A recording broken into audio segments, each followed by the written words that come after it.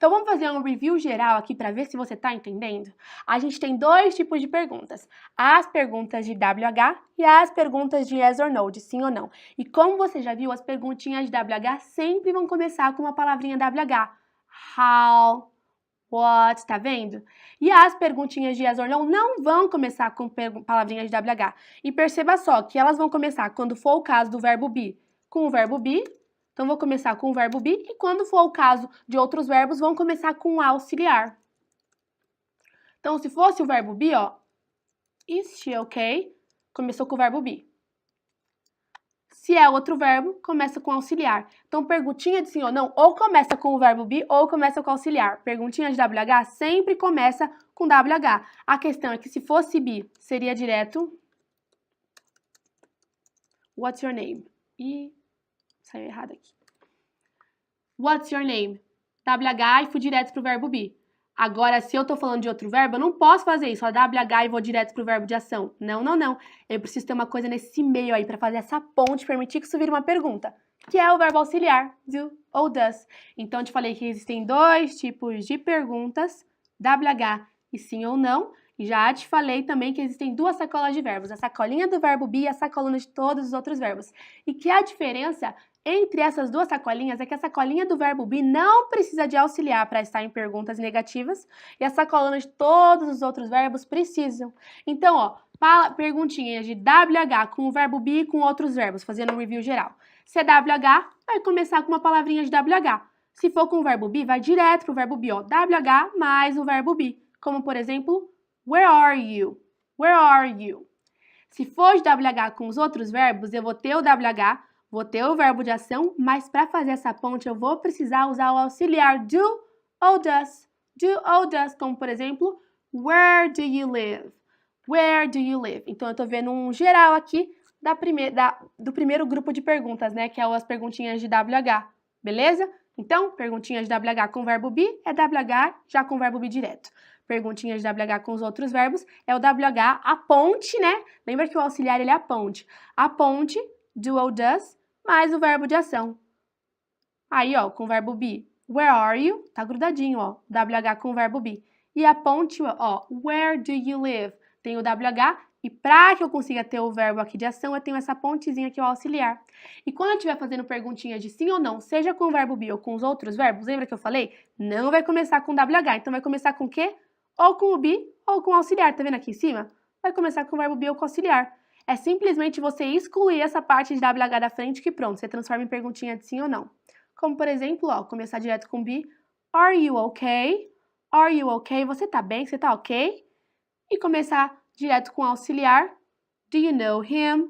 Do you know him? Você conhece ele? Are you okay? Sim ou não? Do you know him? Sim ou não? Conhece ele? Sim ou não, né? Perguntinha que a sua resposta é um sim ou não. Agora, ó, essas aqui de WH. Where are you? Onde você tá? Sim. Você não pode responder sim, né? Tem que ser uma resposta um pouquinho mais longa. Where do you live? Where do you live? Onde você mora? Sim. Não, você não pode, né? Tem que ser uma resposta um pouquinho mais específica. Então, por isso que a gente chama. Lembra disso. Perguntinha de WH com o verbo be gruda um no outro. WH mais verbo be. Perguntinha de WH com qualquer outro verbo, você não pode simplesmente colocar o WH mais o outro verbo como você faria com o verbo be. Não, não, não. Você tem que ter a ponte, que é o auxiliar do ou does. Where do you live? Tudo bem? Perguntinha de sim ou não começa com WH, então é só você excluir essa parte aqui de WH e começar direto com o be. Se for uma pergunta com o verbo be, né, as três conjugações is, are, am. E se for com qualquer outro verbo, usar o auxiliar do ou does e então usar o seu verbo de ação. Beleza? Lembra que eu te falei que as afirmativas, quando você está falando de qualquer outro verbo que não é o verbo be, elas não precisam de auxiliar. Uma afirmativa não precisa, né? Vamos colocar aqui um exemplo, ó. I play the piano. I play the piano. Uma afirmativa, não preciso ter auxiliar nenhum. Agora, para eu fazer uma pergunta e uma negativa, sim, eu preciso de auxiliar. I don't play the piano. Eu não toco piano. Ou então, do you play the piano? Tá vendo, ó? Na minha afirmativa, eu não precisei de auxiliar. I play the piano. Na minha negativa, eu precisei usar o don't aqui, né? Que é o verbo auxiliar de negativa para o pronome I. E na minha pergunta eu também precisei. Eu não posso falar, you play the piano? Não, não, não. Eu tenho que dizer assim, do you play the piano? Do you play the piano? Então lembra sempre disso. Com qualquer outro verbo que você usar que não seja o verbo be, se você estiver fazendo pergunta ou falando uma negativa com ele, você vai ter que usar auxiliar. O auxiliar de pergunta, os auxiliares de pergunta são do e does. Do para I, you, we, they. E does para he, she, it. E nas negativas você tem que usar o auxiliar don't e doesn't. O don't para I, you, we, they. E o doesn't para he, she, it. E tá tudo certo. Percebeu só? Então lembra disso, coloca na sua cabeça quanto que eu tenho que usar auxiliar. Só na hora de fazer perguntas e na hora de falar sobre negativas para qualquer outro verbo existente que não seja o verbo be. Verbo be eu não preciso de auxiliar e na hora de falar de outros verbos, afirmativa não precisa de auxiliar, né? Mas pergunta e negativa precisa. Pergunta auxiliar do e does, negativa don't e doesn't. Beleza? Então, olha que aulão, agora você consegue tranquilamente entender. Então, se eu te faço, se você quer fazer uma pergunta aí com a palavrinha de WH, essa aqui, ó, isso aqui vai estar certo?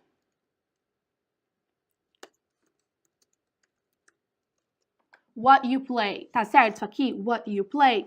Não, você já olha e você já vê que tá incômodo. Por quê? Porque como o verbo aqui é play, que é jogar ou tocar, você não pode fazer uma pergunta sem usar um auxiliar. Tem que ter uma ponte. Cadê a ponte? Ó, aqui, ó. What do you play? What do you play? Você pode falar isso aqui, ó. You play the piano? You play the piano? You play the piano? Se você falasse, você estaria falando uma situação muito coloquial e mesmo assim não é o correto. Você tem que fazer o quê? Começar com o auxiliar. Do you play the piano? Do you play the piano? Tá vendo? Tem que usar o auxiliar. Então, falou de perguntas ou falou de negativa com qualquer verbo que não seja o verbo be, vai ter que usar auxiliar. Para perguntas, o do e o does. E para negativas, o don't e o doesn't. Beleza? Olha só que aula gigantesca, você pode voltar, enfim, escutar de novo, assistir de novo e entendendo melhor, mas coloque isso na sua cabeça. A gente tem 2 grupos de perguntas. As de WH, também chamadas de específicas, porque a sua resposta não pode ser tão rápida, e as perguntinhas de yes or no, de sim ou não, de resposta rápida, que você pode simplesmente responder se sim ou se não. E a gente também consegue dividir todos os verbos do inglês em 2 sacolas.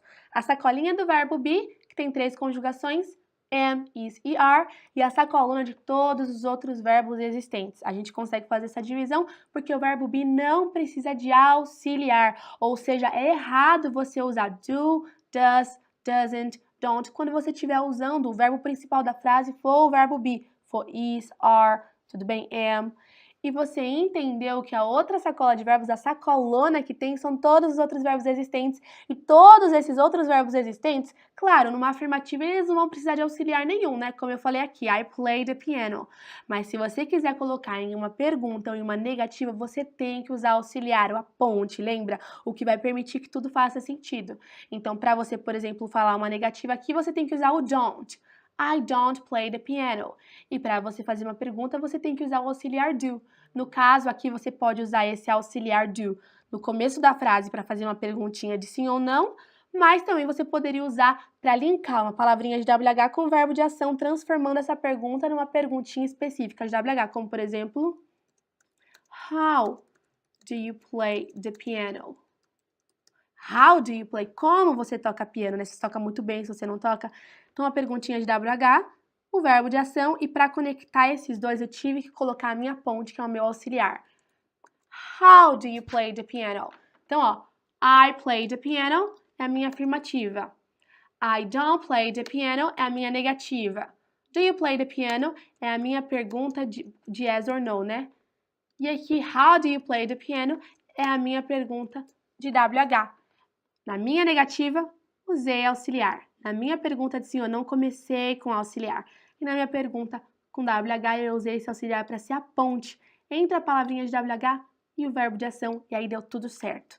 Eu não quero que você entenda e comece a colocar em prática com essa aula, mas com essa aula eu quero que você tenha tudo esclarecido para que você comece a reparar mais. Você vai ver, quando alguém te fizer uma perguntinha que começa em WH, você já sabe que não vai ser uma resposta de sim ou não. Se não começou em WH, você já sabe que você não precisa ter muitas delongas. Numa entrevista de emprego, isso te ajuda demais a não pagar mico. Até num restaurante, se você estiver aí na gringa, viajando, e o garçom te perguntar alguma coisinha que não começa com WH, você já sabe, ó, só posso responder se sim ou se não, e aí isso já diminui minhas chances de erro.